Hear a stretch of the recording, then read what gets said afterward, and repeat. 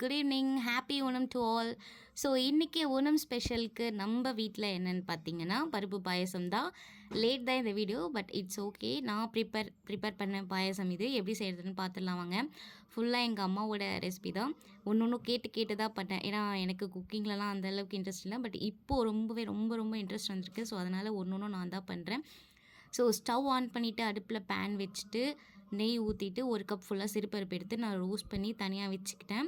அது வேக வைக்கிறதுக்காக ஒரு பாத்திரத்தில் தண்ணி ஊற்றி அது கொதித்ததுக்கப்புறம் நம்ம ஆல்ரெடி ரோஸ்ட் பண்ணி எடுத்து வச்ச இந்த சிறுபருப்பை வந்து ஆட் பண்ணி நல்லா வேக வைக்கணும். ஏன்னா நம்ம எல்லாருமே ப்ரெஷர் குக்கரில் வேக வச்சு அது கொஞ்சம் சீக்கிரமாக ஆகிடும். பட் சட்டியில் வேக வைக்கும்போது அது கொஞ்சம் லேட் ஆகுது. அது நல்லா வெந்ததுக்கப்புறம் நம்ம என்ன பண்ணேன்னா, நான் பாலும் தேங்காய் பாலும் ஆல்ரெடி எடுத்து மிக்ஸ் பண்ணி ஒன்றா வச்சுக்கிட்டேன். ஸோ அது வந்து பார்ஷியலாக வெந்ததுக்கப்புறம் ஆட் பண்ணிக்கிட்டேன். கொஞ்சமாக நான் ஆட் பண்ணிக்கிட்டேன். ஸோ முழுசாக அந்த பால் அண்ட் தேங்காய் பால் எல்லாம் ஆட் பண்ணி முடித்ததுக்கப்புறம் சைட் பை சைட் நான் என்ன பண்ணேன்னா வெல்லம் பாகு எடுத்து வச்சுருந்தேன். ஸோ அதை வந்து ஸ்டெயின் பண்ணி அதில் வந்து நான் ஆட் பண்ணிக்கிறேன். பட் அந்த ஸ்டெயினரில் வந்து அது வரல, ஏன்னு தெரியல. ஸோ நான் என்ன பண்ணேன், தனியாக ஏன்னா அந்த ஹீட்டில் வச்சு என்னால் பண்ண முடியல. ஸோ தனியாக ஒரு பவுலில் வந்து நான் ஆட் பண்ணி வடிகட்டி எடுத்துகிட்டு வந்து இதில் ஆட் பண்ணிக்கிறேன்.